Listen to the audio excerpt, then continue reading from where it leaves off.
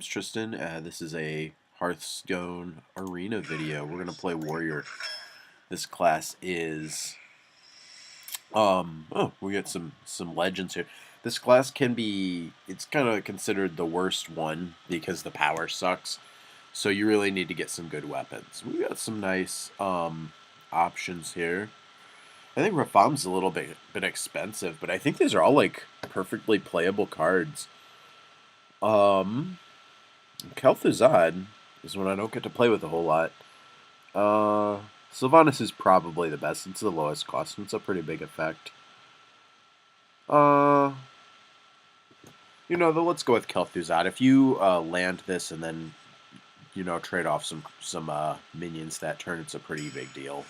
So that'll be a fun one to have. Here we'll just take the Stormwind Champion. Neither one of these other guys are very exciting. Stormwind Champion's not at his best in Warrior, but it'll be good if we have a few things out. Battle Rage is a nice card. You can get a lot of draws off of it, but I think I'm going to take the Jungle Panther early. I don't want to end up with a whole bunch of Battle Rages and not a lot of good things to damage. So we'll take the Jungle Panther. It'll trade for something. We'll be able to find something to kill with it.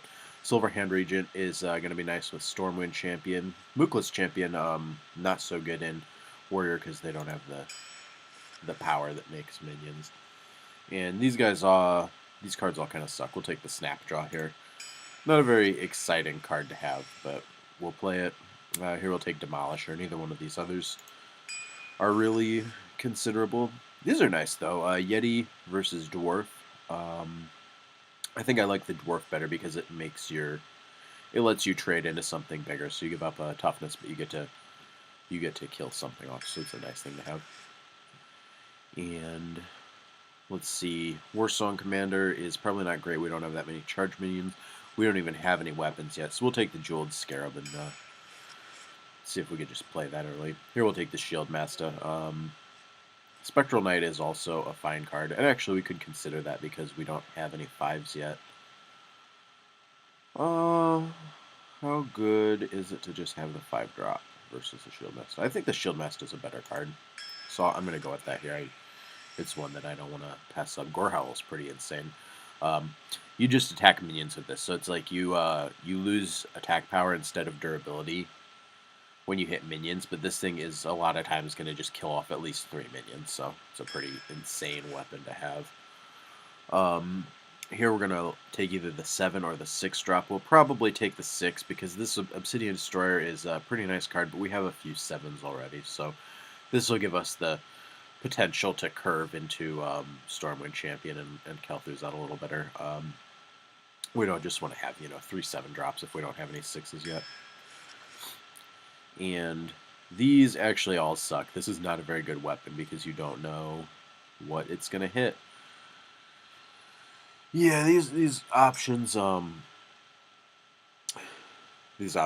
kind of suck for us. I think we're gonna go with I think we'll just go with the Wormhole. That's fine. It's not always gonna hit what we need to, but sometimes it will. These things are also all pretty bad. I guess we'll just take the 7 here. Not really happy about that.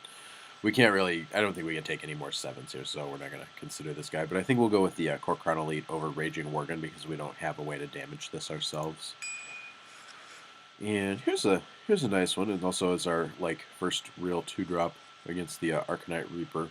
But I think we do want the weapon because the weapons are so valuable in Warrior, and have this being our first good one is going to give us something we can use to interact with the opponent's creatures. So here I'm just going to take the 2-drop just for curve purposes. We've had some pretty bad picks here. This one again we're just going to take a 2-drop. The 2/5 with charge is a decent card, but we'll just take the smaller one so that we can have something cheap to play. We're not going to take the Devilsaur, but we can have the Cleric or the Trog. I think we're going to go with the Trog here. It doesn't look like we're going to have... Well, actually, the Cleric's got some nice things we could do with it. Like, if we have the Demolisher, we could use the Cleric on it and maybe actually, kill something. I think a 2/5 is a much better size than a 1/4 because the 2 power is going to let it kill off, opposing 3/2s. I guess this also gives us a good like turn 3 with some of our smaller guys here. I think I just talked myself into it. I wanted the Trog, but I'm going to go with the Cleric here. We'll just take the slight. We'll err on the side of the slightly cheaper thing. None of these are good for us either. These are all pretty bad. We don't have. I don't think we have any mechs yet. We've got one. Yeah, we got one mech so far. So the Tinkertown is not very exciting, but still a better size than those others. So we'll keep an eye out for some more. This is not really the kind of mech we want. We've had some very bad picks here. I guess we're taking Arcane Golem, and probably not very happy about it. I suppose Mogor's Champion is an option. These are all pretty bad. We'll take the Golem. Here we'll take this Tiger. It's a nice card to have. And we're probably not going to play the Sheep here, so our pick is between Ironbeak Owl and Cleave. Cleave is a card I don't really want more than one copy of in my deck. So for that reason, I think I'm going to take the Owl, just because we don't. Sometimes you can't even play this. It's just, and sometimes it doesn't do enough. So if they have exactly 2 creatures and you want to hit them both, then it's good there. But there's so many times when it's not. If they only have 1 out, it's not even playable. So the owl will be useful at a lot of different times in the game. And this will give us another 2-drop, which is a pretty nice thing to have. So why not? Huge Toad's just fine. Oh, this Monkey's a nice one. This is a good size. It's the Spider Tank size, and it's got Taunt also, so it's a little better than what you can get in general, just slightly, but the Taunt's a nice thing to have, so we'll be happy with him. And I think we've filled out our early game enough now, so we don't have to worry about that quite as much. X-Flinger's an interesting card, but I don't think it's our pick here. I think we're just going to take the Stormwind Knight. And we could go with Rampage. Could be interesting. I don't know how exciting this Berserker is going to be.